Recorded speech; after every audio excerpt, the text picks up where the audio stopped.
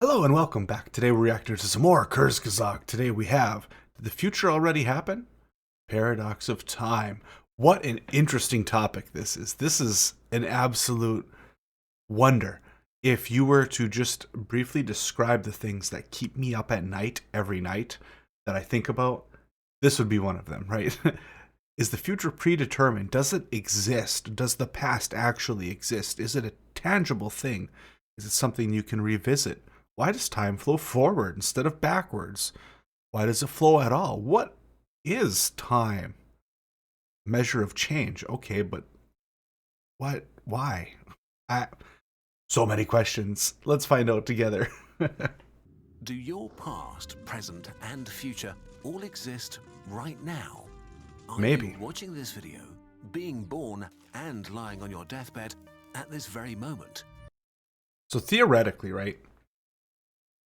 Probably theoretically, if you were to able to gather every bit of information that was happening in the universe, every location of every particle, its exact velocity, every possible bit of information about the entire universe, theoretically, if you were an outside entity, not within the universe, you could calculate what has happened and what will happen. Now, there's a whole argument to this about, the quantum oddness and fluctuations and the collapse of the wavelength collapse and just quantum randomness, right? That might make this argument invalid, but theoretically you could do that. So if you can actually calculate that, which we will never achieve, right? Because we're part of this universe, we cannot possibly measure everything in it because we are in it, right? But say you could, hypothetically, and you could calculate the outcome of the future, and you could calculate everything that's ever happened in the past. Free will doesn't exist then, right? There's no free will if you can calculate what's going to happen indefinitely into the future. I'm actually a very strong proponent of the fact that we do not have free will. We've talked about this in other videos, but that everything that can and will ever happen is predetermined. We just don't have the information, and we never will, right? But if we could get that information, we could calculate it. And so, in that line of thinking, yes, they may not simultaneously exist in the now, right? Because now is now. The present is now. Now is a gift. That's why we call it a present. But the future is predetermined. The past is written in stone. So yeah, I think they exist simultaneously in the fact that they're not tangible. Surprisingly, the answer could be yes. But how can that be? What does that even mean? How does time work? The block universe. Time is confusing, man. Imagine the universe like a child painting pictures on paper. Each picture shows everything That's a happening in the cool universe animation. in a single moment. With each new moment, all kinds of things occur everywhere. Mm-hmm. People are born and die, galactic civilizations expand, you miss the bus. And our universe kid Not the makes a new bus. picture that replaces the old one. Yep. In this way, you get something like a movie. Only the moment we're in right now is real.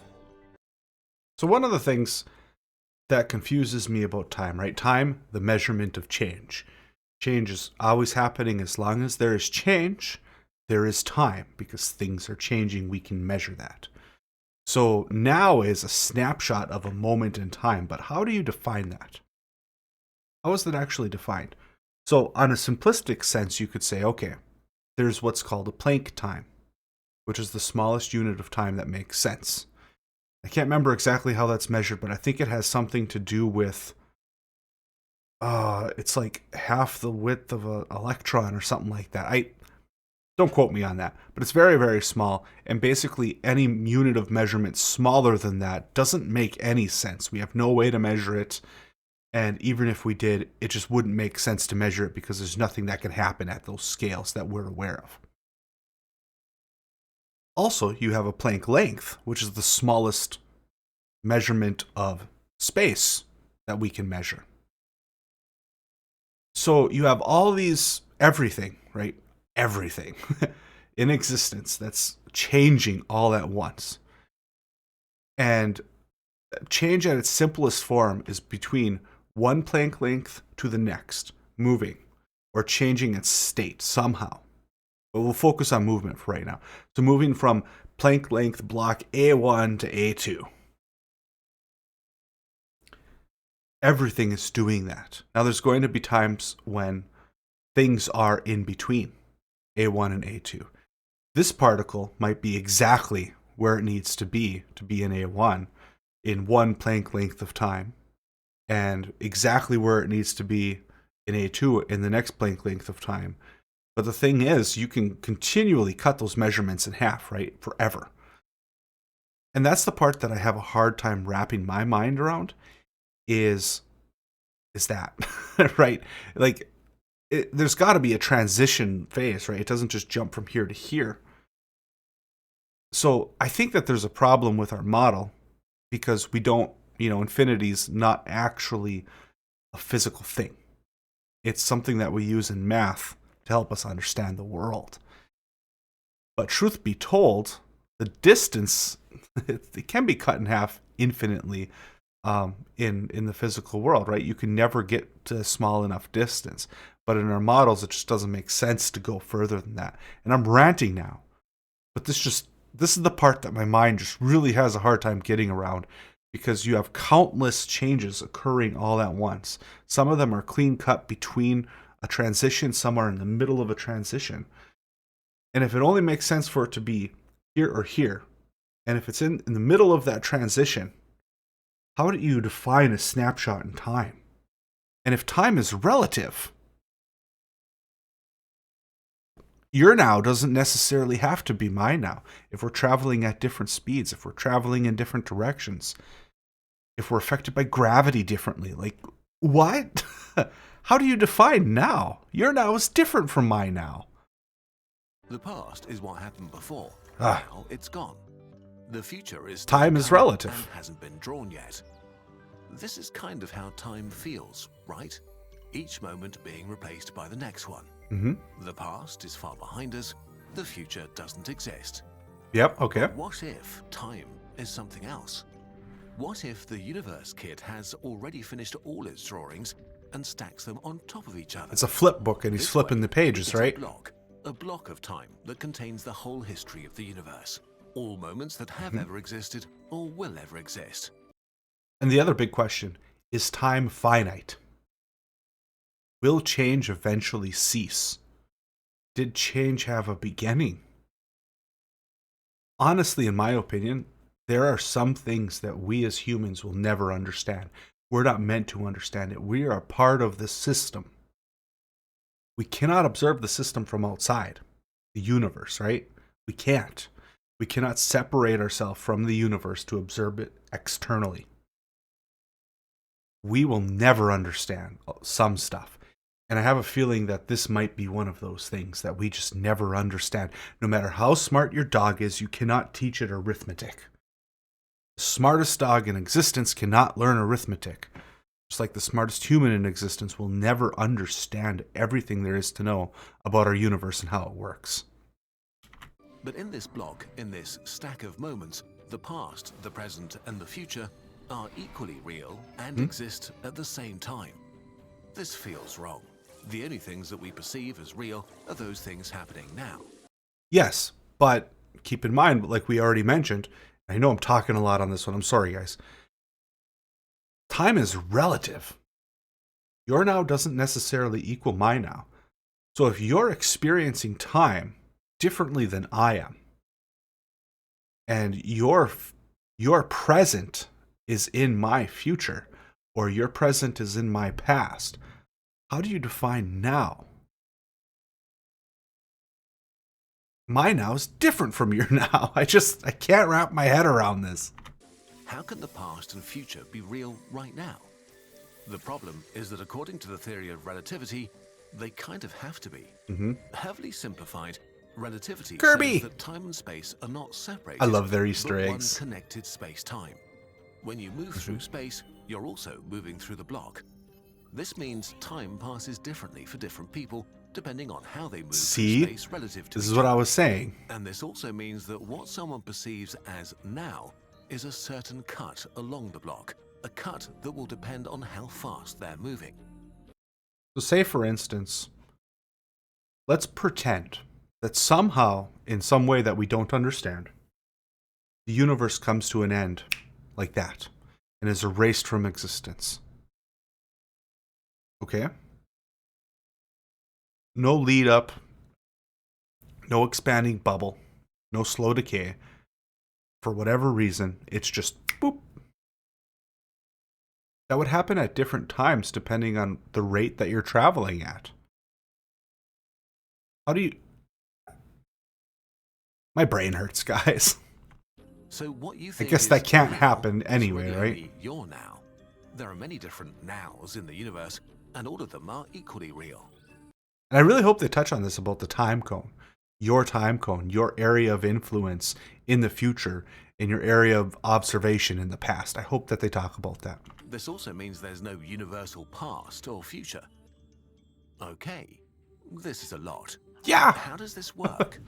Time is like the most Imagine complicated 3 alien thing. spaceships a million light years away.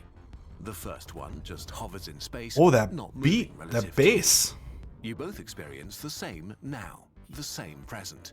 Mm-hmm. If you had a magical instantaneous internet connection, you could do a video call right now and chat about alien things. Of course, that's not possible, but... away from us at 30 kilometers a second, about 3 times faster than a human rocket. Okay. It's moving differently through the block of time than you are, which means its now is different from yours. With the magical internet, the aliens can talk to your ancestors in 1924, when humanity was discovering the first galaxies outside the Milky Way. The third spaceship wants to visit Earth and is flying towards you at 30 kilometers a Yep. second, moving at the opposite angle of the second ship through the block of time. It experiences yet another now. With the magical internet, the aliens can talk to your descendants in the year 2124, when humanity has already built cities on Mars and Venus. So they're kind of talking about the time cones without using the cone analogy. I kind of really like that. Okay, so we have 3 different nows. So which one is correct? Well, All of them. that's the problem. Relativity is based on one powerful principle: cosmic democracy. So that's when you're talking about time and you're talking about now and whether the future is predetermined or not. And therefore exists already, right? The biggest thing to that is this. Your now can be in someone else's past. They can observe your future that hasn't happened to you yet. Right? Your time cones can be in vastly different places. Is that just an illusion of observation, though? Because there's a cosmic limitation to the speed of light, and therefore a limitation to how fast any information can be conveyed? So it's quite possible that the furthest point in the future is the now, but anyone observing anything back further than that is observing old data. That's not really how it works, is it? The fact that the point of view of all observers in the universe is equally valid. All those nows have to be equally real. But if this is the case, your past, present, and your future all have to exist at the same time, right now. Because for the different aliens, they all happen in their present. This means that the distinction between the past, the present, and the future is an illusion. Well, and keep in mind that one of the big things that matters most to us, right, is causality. If causality breaks, the universe doesn't work. Causality is, of course, cause and effect. Cause always has to come before effect. The effect cannot happen before the cause. You cannot have retrocausality. That just breaks everything. Because of the limitations on the speed of light, the limitations that any information can be communicated, even if an outside entity traveling in the right way is observing something that would be in the future to us, they cannot communicate that back, right? They can't communicate that to us. They can't create a paradox by telling us something from the future. Just cannot happen. By the time that they can get here, or any message that they can send, because once again, there's a limit on the speed of light. By the time that gets here, it'll be that future that they've observed, right? So the universe has sort of like a built-in quality assurance system, right? And that's the speed limit of light. The universe is not a bunch of things evolving through time like in a movie, but a static block in which the past, the present, and the future all coexist and are real. How can that be? Well, think about a galaxy outside the observable universe, too far away to ever visit or see. Okay. But even if you can't get there and don't see it, it's still real. Yep. The future might be the same. But if the past is not far behind us and the future actually exists, then there is no movie. Things don't happen in the universe. The universe just is, like a frozen block of dead cosmic ice, with everything that will ever happen already written and decided. Is the future already written? We talked about this already earlier, so I'm not going to go over too much here. But I do believe that's the case. I believe that everything that will ever happen is already determined. It is beyond our reach and will forever beyond the reach of anything in the universe to actually utilize that. You are part of the system. You cannot measure the system well enough in order to extrapolate that data and make any meaningful use out of it, right? We could do it on a simplistic scale. If I throw a ball, I can measure its trajectory. I can measure what the force of gravity is acting upon it, the drag of the air, etc., and I can mathematically determine where that ball will fall. Right? I can do that. One thing I can't do, because I can't measure well enough, nor fast enough, because it's constantly changing, is I could tell you a square or a circle approximately the size of the ball where it would land. And I could probably do so with very high accuracy. But one thing I couldn't do is I couldn't give you a map of all of the specific atoms that the ball will make contact with on the floor. All the atoms are moving. They're very fluid. They're dynamic. All the atoms in the ball are moving. They're fluid. They're dynamic. I cannot possibly get all that information. But if I could, you could measure it. That's my belief. If all times coexist and are equally real, then the future has to be already written. But that's not how you experience things. It feels like you can mold your future with your decisions. It really feels like you're free to choose to stop watching YouTube to not miss the bus. I think that's an illusion, honestly. If the future is set in stone, you can't decide anything. So there's a YouTube channel, much better than mine. She's called it's Sabine Hoffenstetter, I think. I will try to remember to put a link to her in the description. Wonderful. She's a German physicist, and she does a lot about quantum mechanics. And she has a class on it. She talks about it, etc. Very, very smart lady, and she makes some really wonderful videos. And she has a video on free will that is extremely interesting. And she articulates what I'm trying to say much better, because I'm not a scientist. I don't even play one on TV. Are your choices an illusion? Well, maybe. Maybe your free will is a mirage. And maybe you missing the bus was already predetermined at the Big Bang. So feel free to continue watching. Yep. Except quantum stuff is ruining everything again. Quantum processes can't be predicted, not even in principle. Not because we're silly and don't know how to do it. According to quantum physics, quantum particles are intrinsically random. And this is the wrench in the gears that I was talking about earlier, right? That kind of breaks down a bit and challenges that notion of predetermination that can actually give us free will. So, like I said, I'm not an expert on this, but maybe this video will change my mind.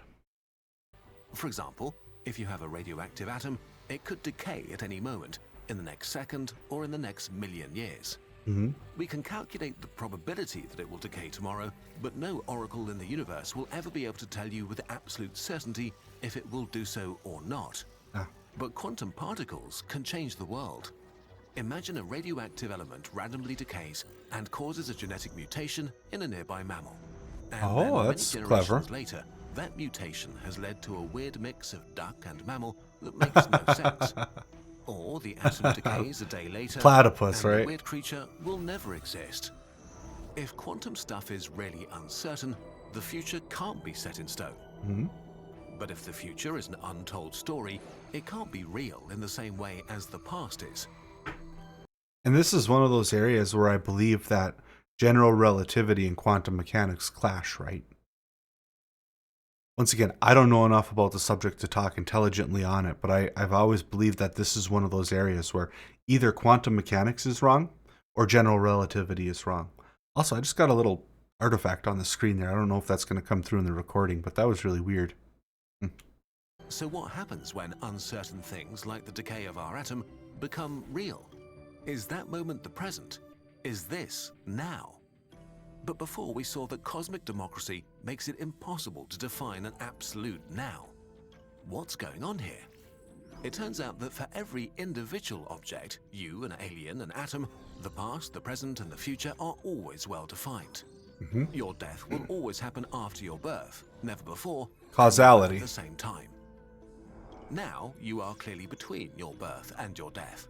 So for you at least, now makes perfect sense. And you will always If we be don't play between your tricks birth like and your going death. to the other side of the universe and using aliens in funny ways to find out what now means, Mm-hmm. things again start to look ordered and nice, and individual nows seem to exist. Yep. Can we do something with them? Let's return to our block universe.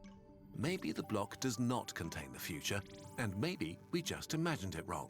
Maybe the block is just the past, and a thin layer on the surface is the present. That surface is not smooth, but bumpy and uneven. It's been made by joining countless individual nows, each experienced by someone or something in the universe, each equally real and valid. Yep. And this is kind of what I was talking about before, where maybe the now is the furthest point in the future that currently exists, the furthest observer in the future. And anyone behind that's observing that future, by the time they get there, you know what I mean? They're going to meet the now of that area. So it's kind of an illusion in that respect. I'm just not very good at explaining this. But that's kind of what I was picturing in my head when I said that. All observers do their bit, so cosmic democracy is still true. As new things happen and uncertain things become certain, radioactive atoms decay, new species of mammals arise, people miss the bus, the border moves upwards, creating new time People like the YouTube video they're watching.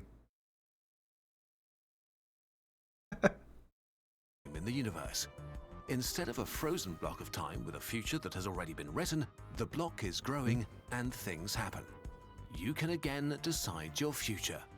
Maybe leave earlier so you won't miss the bus.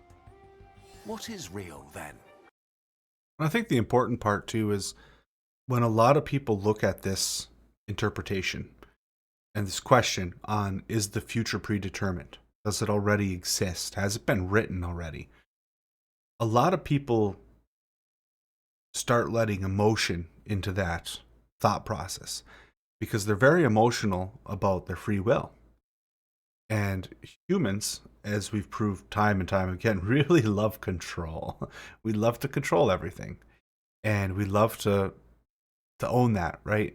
So the thought alone of not being in control of our actions, of knowing that these decisions are actually already predetermined and there's one possible outcome for our entire existence, that's kind of a big deal to us. That's kind of like an existential crisis, right? And so a lot of people really, really, really emotionally are tied to the outcome being that we have free will. So I don't know. I feel like that might influence a lot of these discussions maybe more than we would like it to. Let's recap. We started with time as a movie, one now after another, where only the current now was real.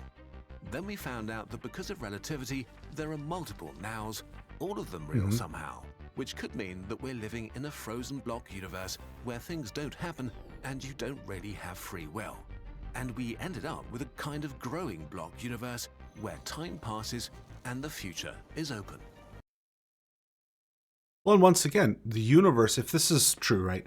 The universe has a built-in quality assurance program. It has a built-in error correction.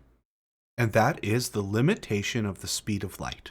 Speed of light is constant regardless of observation, regardless of relativity, right? Speed of light's constant. It's always measured the same regardless of your reference point, of your reference frame. And there's a limit. Information cannot be transmitted faster than that. It simply is not possible. If that were possible, that would absolutely break causality. So if now is here, right, that means that in the past, someone coming at that speed towards us at the right angles, right, would be seeing the future compared to their now for us. But that future is still, this is the now. If the surface is uneven, like I'm pointing at the screen like you can see, but if the surface is uneven like depicted in the picture, that top peak is now for them. And nothing extends beyond that. Those peaks will not extend their time cones, their future cones, at angles greater than the speed of light. And this still allows causality to be maintained, which is the most important thing. Causality is absolute and it cannot be broken. This maintains that. So this is a very good explanation as well, I feel. So which is correct? What is real?